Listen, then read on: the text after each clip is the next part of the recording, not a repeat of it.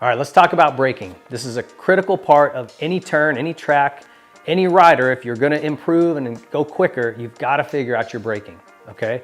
I can't tell you how many people, beginners, learners, I find that don't use their rear brake at all and don't understand when and where to use their front brake. So first of all, I want you to understand that your front brake, when you are coming into a turn, has about 80% of your stopping power.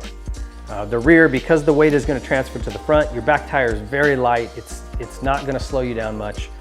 It's more for fine-tuning your speed, your deceleration into a turn, and also setting the bike up as you enter, you know, by having it kind of step out a little bit or backing it into the turn, as it's called. That can help you change directions before you even get to the apex. A little bit more complex. We'll get to that further down the road, but I want you to understand the concept of how hard you should be on each brake and how that looks on the track.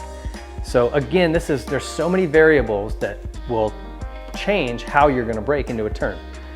If it's great traction and you're coming in straight line, you can get on this front brake so hard that until you're picking the back end up off the ground, okay? And again, like I've mentioned, the harder you brake, the further you've got to push your weight back, okay? Get your butt back over that back fender if you're braking really, really hard. You don't want the back tire to come off the ground.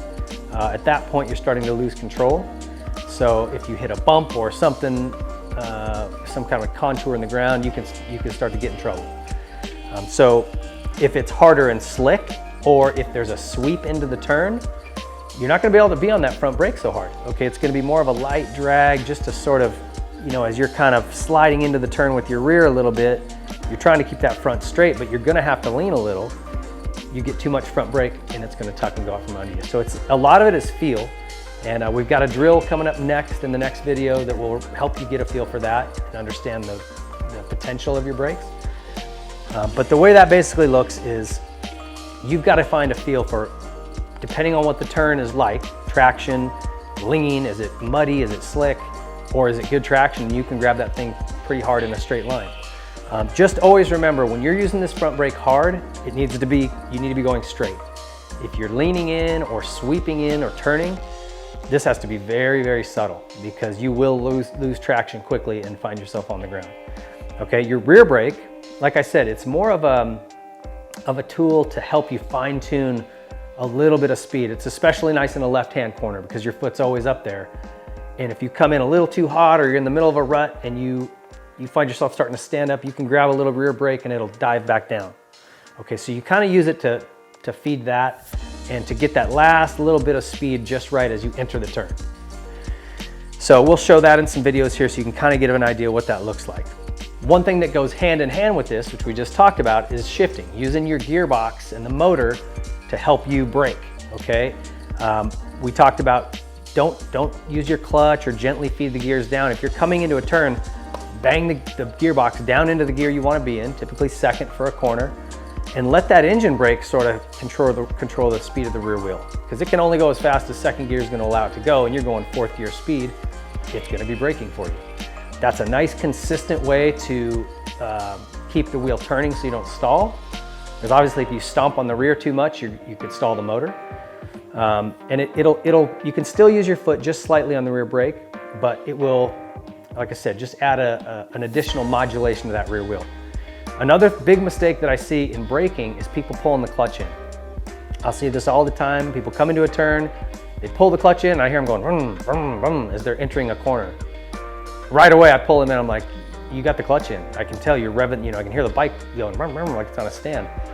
Don't do that.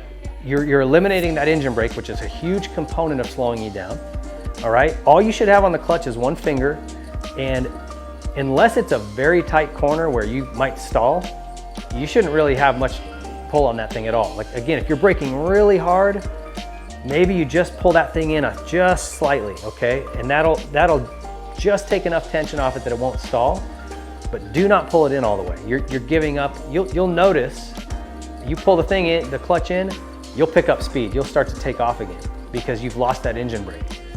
It's a huge advantage to figure that out and use that engine brake to your advantage. So if it's a very, very tight turn, okay, and you're braking really hard to a tight little 180 rut or something, then you're gonna have to be on that clutch more. But if it's a sweeper or, you know, like what most turns are, try to leave that clutch alone. Keep a finger on it. And if you find yourself having to brake really hard for some reason or really stomp on that rear, you might need to pull it in to save it, to keep it from stalling. But as a general rule, you don't want to touch that clutch entering the turn. Do your braking. It's not going to stall because you're not on that rear so hard that you're locking it up. And then, you know, you're accelerating through your apex and out of your turn. Braking is a huge component of riding a motorcycle effectively. So work on it, try to get comfortable with that front brake. Watch the next video. It's got some drills that I really like. I've used these with every student I've ever had. It was something I did a lot just to get comfortable with what the capacity was for my front and rear brake.